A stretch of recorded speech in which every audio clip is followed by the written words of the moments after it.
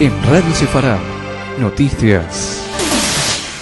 El líder del Partido Laborista Israelí, Shimon Peres, desde Madrid, ha reafirmado una vez más el apoyo tanto de su partido como del de Ariel Sharon a la construcción de un Estado palestino, además de declarar que los palestinos tienen que entender que o detienen el terrorismo o incluso dejarán de tener ayuda internacional. Peres, que se encuentra en la capital española participando en el Consejo de la Internacional Socialista, ha manifestado su deseo de que exista una intervención extranjera no militar en Oriente Próximo, y ha comentado que si la ONU pidiera que ambas zonas se pongan de acuerdo en una frontera, la de 1967, por motivos de seguridad, sería sostenible. Por su parte, Nabil Shad, ministro de Exteriores de la Autoridad Nacional Palestina, quien participa también en el Congreso de la Internacional Socialista en Madrid, ha mostrado su compromiso por una paz duradera y segura con la cohesión de dos pueblos con dos estados. Shad ha denunciado el terrorismo en toda su expresión y ha pedido la ayuda de la Internacional Socialista para lograr unas elecciones libres y honestas y así acabar con la ocupación. Si de la repetición se puede aprender, creemos que el tema sobre las posibilidades de la creación de un Estado palestino se han hecho hasta la saciedad desde la Declaración de la ONU de 1947. También en el marco del Consejo de la Internacional Socialista de Madrid, el ex enviado especial de la Unión Europea para Oriente Próximo, Miguel Ángel Moratinos, ha señalado que los palestinos deben frenar la violencia y los israelíes deben retirarse de los territorios ocupados, si se quiere lograr la paz en la región. Para conseguir ese objetivo, Moratinos aboga por un plan de actuación como la Iniciativa de Ginebra, que reconoce haber apoyado e insta a la Internacional Socialista a que establezca un líder a fin de responder al reto de poner punto final a las masacres en Oriente Próximo y trabajar sobre el terreno. Con más o menos acierto, Moratinos ha puesto el dedo en las llagas de Oriente Próximo, sobre todo en la llaga que supone el desgaste de líderes que, como Arafat, se resisten a abandonar posturas que nada ayudan al establecimiento de la paz. La policía y el servicio de inteligencia israelí Shin Bet descubrieron una infraestructura terrorista compuesta por árabes israelíes del pueblo de Reine, cerca de Nazaret, que estaba recibiendo apoyo financiero de la organización chií libanesa Hezbollah.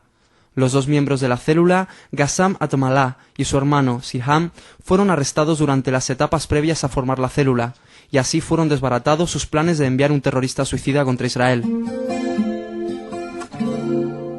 Las excepciones confirman la regla. En el caso de los árabes israelíes, la experiencia de más de 50 años lo hace. Solo algo más al respecto. Quien ha convivido con ellos un tiempo puede dar fe que si una parte de los pobladores del Estado de Israel desean fervientemente la paz, esos son los ciudadanos israelíes de origen árabe. Ucrania le vendió al movimiento Al-Qaeda armas nucleares tácticas en 1998, ha informado el diario árabe publicado en Londres, Al-Hayat, y la organización terrorista los almacena para una futura utilización. El diario israelí Yediot Aharonot informó que el trato entre Al-Qaeda y la fuente ucraniana fue realizado cuando científicos ucranianos visitaron Kandahar en Afganistán durante el periodo del gobierno talibán. Después de la separación de la Unión Soviética, Ucrania accedió a enviar 1.900 cabezas nucleares a Rusia y firmó el Tratado de No Proliferación Nuclear, pero la existencia de más de 100 bombas portátiles con cabida en un maletín eran desconocidas por las autoridades rusas. Cada bomba es equivalente a 1.000 toneladas de TNT. La voluntad de hacer el mal es ilimitada para grupos terroristas como la red Al-Qaeda. La posesión de armas nucleares advierte de que algo peor todavía que el 11S sea una posibilidad. El momento temido ha llegado. Por primera vez en 17 años, una autoridad israelí realizará una visita a Francia. El presidente de Israel, Moshe Katsav, se encontrará este mes con el presidente Jacques Chirac y recibirá un título honorífico de parte de la prestigiosa Universidad de la Sorbona, en París. Los encuentros con Chirac significan la fe que el personaje merece. El título de la Sorbona a Moshe Katsav es más que justo y no debió demorarse tanto tiempo.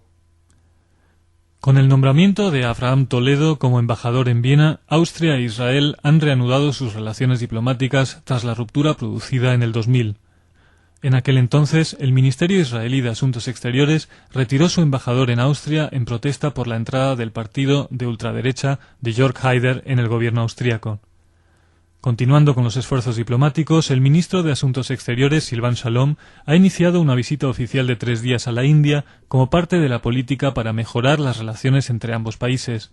Shalom tiene previsto reunirse con algunos de los 5.000 miembros de la comunidad judía india. Las comunidades judías india y austríaca están pues de enhorabuena.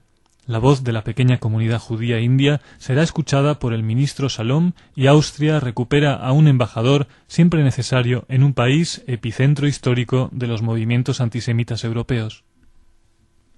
Como una iniciativa de jóvenes de la comunidad judía de Nueva York, se ha lanzado un sitio en Internet cuyo objetivo es buscar adhesiones para el reclamo de justicia por el atentado a la mutual israelita argentina AMIA de 1994.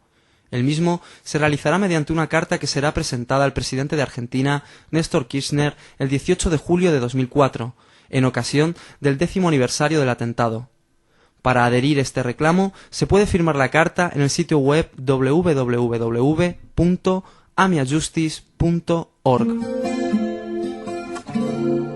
10 años para lograr una resolución judicial es tiempo más que suficiente en cualquier país verdaderamente democrático. El abrazo perdido, la historia de una familia de trabajadores judíos en Buenos Aires, es una de las 26 películas que compiten por el máximo galardón en el Festival de Cine de Berlín. Su realizador, el argentino Daniel Burman, ha personalizado en la figura de su protagonista, Elías Makarov, el dilema de aquellos que se debaten entre un ideal, en este caso el sionismo, y las responsabilidades derivadas de formar una familia. Para seleccionar a los actores de su película, Burman realizó audiciones entre los miembros de la comunidad judía bonaerense que no hubieran tenido formación actoral previa. El Festival de Berlín, que se inauguró el pasado día 5 de febrero, otorgará sus premios el próximo día 15.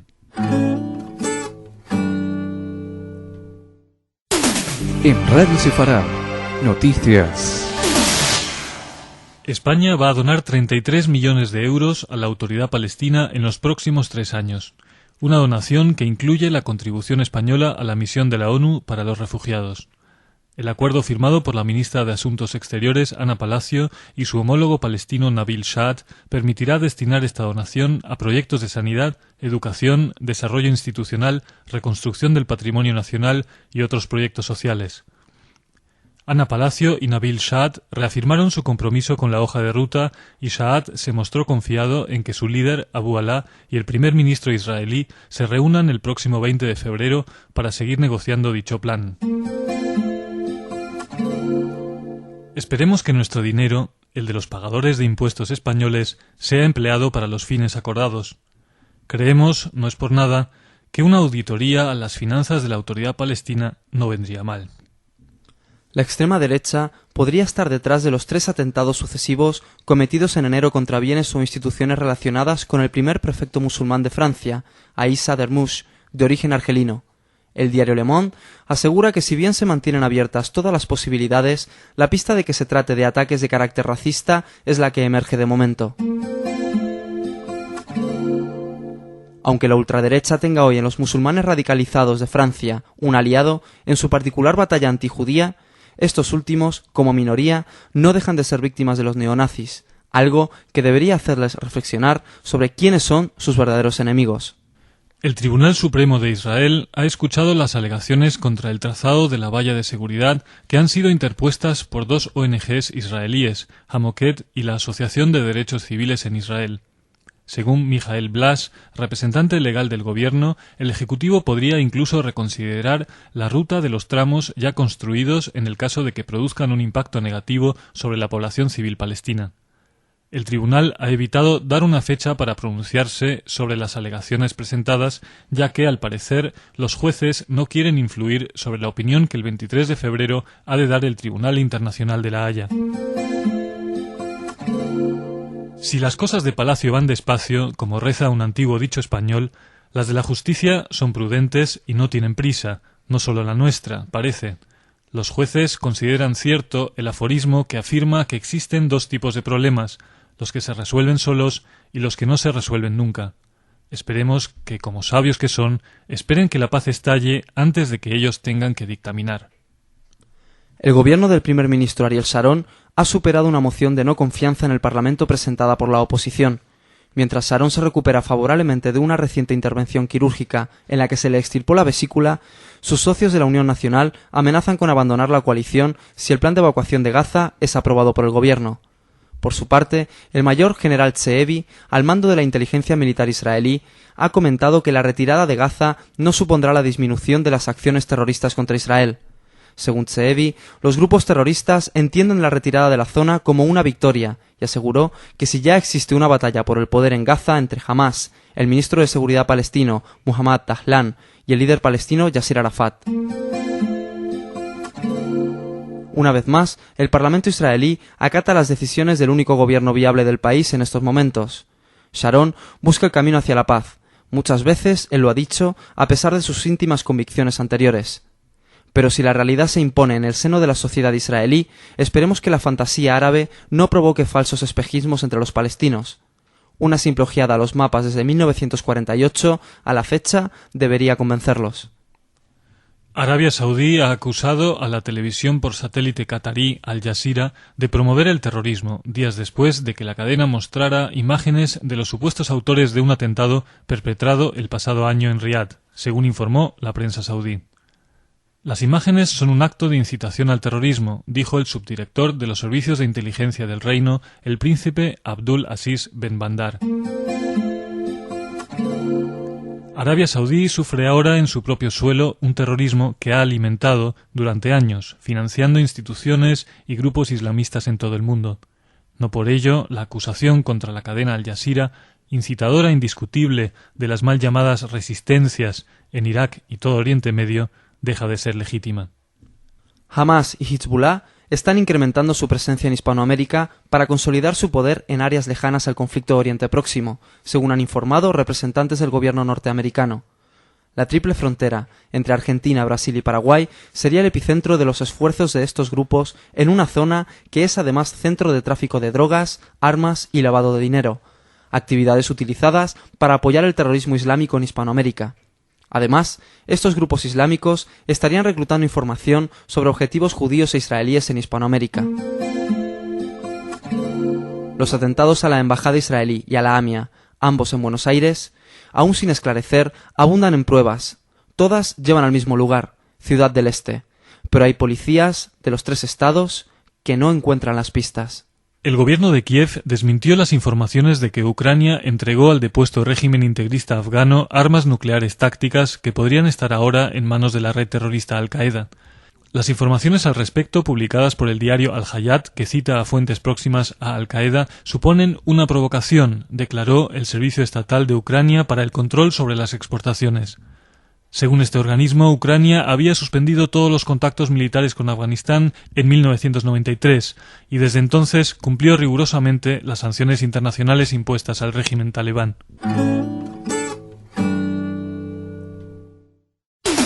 En Radio Sefarad, noticias. Israel seguirá con la construcción de la valla de seguridad en torno a Jerusalén, según ha declarado el ministro de Defensa Shaul Mofaz. Mientras algunas voces denuncian que la valla dejará aislados a más de 80.000 residentes palestinos, Mofaz considera que la construcción de esa barrera es vital para la seguridad de la población de Jerusalén. La valla es el símbolo de un inmenso fracaso, que ha propiciado el terrorismo suicida palestino. La convivencia ahora mismo no es posible, y solo se puede evitar la pérdida de más vidas humanas construyendo un muro de protección. El muro o valla no es irreversible, pero sí necesario. Las cuentas bancarias de Suja Arafat, esposa del líder palestino, están siendo investigadas por fiscales franceses.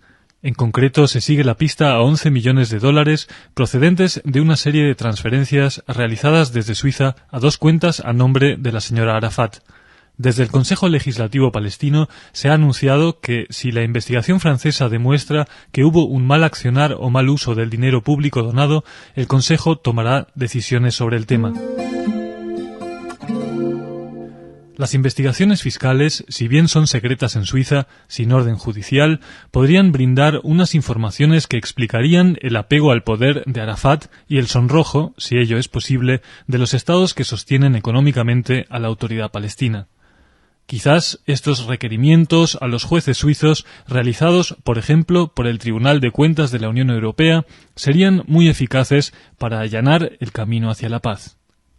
La noticia del presunto desvío de dinero a cuentas a nombre de la esposa de Yasir Arafat viene a unirse a las informaciones que afirman que existe una crisis institucional en la autoridad palestina. Además de los enfrentamientos armados entre miembros de la organización en la Franja de Gaza, esta supuesta crisis surge tras unas declaraciones del ex jefe de seguridad Mohamed Dahlan, en las que calificó de ilegal el actual liderazgo de Yasser Arafat, al no haberse celebrado elecciones internas en 15 años. Dahlan ha exigido la convocatoria de una conferencia general de Fatah, una de las columnas vertebrales de la OLP, que debería haberse venido realizando cada 5 años. Las irregularidades políticas y financieras dentro de la OLP están a la orden del día. Una simple auditoría permitiría concluir que la responsabilidad sobre la trágica situación de la población palestina pesa, en gran medida, sobre la corrupción de sus propios dirigentes. Un seísmo de intensidad 5 en la escala de Richter, con epicentro en el Mar Muerto, se registró en Israel durante 8 segundos. No hubo víctimas y muy pocos daños menores. En Tel Aviv se han revisado informes de daños causados por el sismo, entre ellos la caída de la pared de una casa y de un techo de otra. Concluyó la actividad del Tzahal en el norte de Gaza. Fuentes palestinas confirmaron que fueron abatidos o heridos 18 palestinos armados. El ejército se enfrentaba a células terroristas palestinas responsables de lanzar cohetes Qassam y morteros contra objetivos israelíes. Los batallones Azadin, el Qassam, brazo armado de Hamas, han exhortado a sus activistas a perpetrar atentados grandes contra objetivos israelíes en venganza por la acción en Gaza. Efectivos del Tzahal detuvieron al lado de Nablus al palestino Muhammad Saadi de Al-Fatah, que se disponía a perpetrar un atentado suicida. Está siendo investigado. Simón Peres rechazó la posibilidad de que el laborismo ingrese al gobierno de Sharon. Si pone en práctica la desconexión, lo apoyaremos en el Parlamento, dijo. Abu Alá fue acusado de que una empresa familiar le vende cemento a los que construyen la valla de separación. La Comisión Europea, junto con el Congreso Judío Europeo y la Conferencia de Rabinos Europeos, celebrará el próximo 19 de febrero el Seminario Europeo sobre Antisemitismo. En este seminario se tratarán asuntos como los valores actuales de la Unión Europea, el antisemitismo de los 15, las relaciones entre estos países e Israel, además del diálogo interreligioso y la aportación judía a la cultura europea. El presidente del Ejecutivo Comunitario, Romano Prodi, ha reconocido que recientemente se han producido actos de antisemitismo en Europa que han causado alarma y preocupación, y dejó claro que el racismo y la xenofobia son una clara violación de los principios fundacionales de la Unión. Los brotes de antisemitismo que de nuevo surgen en Europa difícilmente pueden ser contrarrestados con seminarios, pero iniciativas como esta, promovidas por las instituciones europeas, son señales positivas que se está tomando conciencia de un problema serio. La llamada ley del laicismo se ha aprobado en Francia. Esta ley, que prohíbe el pañuelo islámico y otros signos religiosos ostensibles, ha salido adelante con el apoyo masivo de las principales fuerzas políticas francesas. Ampliamos esta noticia en nuestro informe La prohibición de símbolos religiosos en Francia. Esta ley nace con el objetivo de limitar las actuaciones de una minoría radical musulmana que ha llevado su combate extremista a la escuela. Pero quizás sea peor el remedio que la enfermedad, ya que la medida radicaliza aún más a los extremistas y coarta a musulmanes moderados y miembros de otras minorías religiosas en la expresión de su libertad de conciencia. En Radio Sefarad, noticias. España e Israel estrechan su colaboración en defensa tras la visita del secretario de Estado de Defensa español, Fernando Díaz Moreno, este pasado fin de semana a Israel. Díaz Moreno y su interlocutor israelí, el general en la reserva, Amos Yaron, han firmado un acuerdo de cooperación militar que permitirá la investigación y el desarrollo de medios de defensa y, en un futuro, la compraventa por las dos partes de armamento. El secretario de Defensa español ha invitado al general Yaron a visitar nuestro país este mismo año, para profundizar en estos acuerdos y para intensificar la cooperación en la lucha contra el terrorismo internacional. España e Israel son víctimas del terror desde hace años. Las experiencias son distintas, pero las consecuencias similares: muertes, sangre y dolor. El Papa Juan Pablo II recibió al primer ministro palestino Ahmad Kurey y repitió su condena a la valla que Israel construye en Cisjordania. Lo que la Tierra Santa necesita es la reconciliación, perdón, no venganza, puentes, no muros, dijo el Papa. El pontífice, de 83 años, quien parecía débil y tuvo dificultad de hablar, hizo estas cortas declaraciones tras la reunión con Kurey. Las buenas palabras nunca sobran, aunque sean las del sumo sacerdote católico a un musulmán practicante que acata las decisiones de Arafat. Células islámicas reclutan en Italia aspirantes a kamikaze. Así lo advirtieron ayer los servicios de inteligencia italianos, que en su informe semestral al Parlamento puntualizaron que el país dejó de ser solo un punto de tránsito logístico y financiero del terrorismo islámico para constituirse en una verdadera base de aspirantes a kamikaze que habrían participado en la denominada campaña iraquí. Según el mismo análisis, es de temer la vitalidad de los grupos clandestinos de composición multiétnica relacionados con facciones norafricanas y redes ligadas a miembros de Al-Qaeda, del multimillonario saudita Osama Bin Laden. Así terminan todos los estados que pretenden ser neutrales con el terrorismo, terminan devorados por las serpientes a las que han brindado refugio. Hamás y Yihad Islámica han amenazado con ejecutar atentados suicidas a gran escala contra israelíes en cualquier lugar en venganza por la muerte de 15 palestinos en la incursión militar israelí del miércoles. Un ataque producido en respuesta a los ataques con fuego de morteros y misiles Qassam contra objetivos israelíes por parte de células terroristas palestinas en la Franja de Gaza. Mientras los grupos terroristas amenazan con golpear en el centro de Israel y vengar la masacre de Gaza, el primer ministro palestino Abu Alá ha declarado desde Roma que el único camino para la paz son las negociaciones bilaterales. Abu Alá confirmó que habrá un encuentro el 15 de febrero entre responsables palestinos e israelíes para preparar la reunión al más alto nivel prevista para finales de febrero y principios de marzo. Para que las conversaciones sean convincentes, el premier palestino debería controlar a los grupos terroristas que campean por los territorios, si quiere o si puede. Ariel Sharon está siendo disuadido de participar en la sesión del Tribunal Internacional de Justicia de La Haya sobre la polémica valla de seguridad israelí. Los abogados han aconsejado al gobierno de Sharon que limite su presencia a la presentación por escrito realizada hace días, en la que se detallan y justifican los motivos defensivos que Israel tiene para construir esta valla. Israel, Estados Unidos, la Unión Europea y Rusia, además de otros países, han manifestado que el Tribunal de La Haya no tiene atribuciones para arbitrar en este tema, ya que es parte del conflicto político entre palestinos e israelíes. El presidente de la Asociación Mutual Israelita Argentina, AMIA, Abraham Kaul, alertó sobre un posible atentado antijudío en Argentina. Según destacó el representante de la entidad, las condiciones para que se lleve a cabo un tercer atentado, tras el de la Embajada de Israel en 1992 y el de la AMIA en 1994, están latentes en el caso de Argentina, pero no constituyen un fenómeno exclusivo de este país. Kaul señaló que en la zona de la triple frontera, Argentina, Paraguay y Brasil, donde viven más de 25.000 personas de origen musulmán, un sector de los mismos está financiando con sus medios económicos al Hezbollah y, según los informes de inteligencia de distintos países, habría campos de entrenamiento donde estaría capacitando gente de Hezbollah, Al-Qaeda y otras organizaciones. Kaul agregó que es muy posible que grupos que se entrenen hoy en la triple frontera puedan intentar cometer un atentado en Europa, en el Lejano Oriente o en Estados Unidos. Evidentemente, el terror islámico y de todo otro tipo es un fenómeno internacional.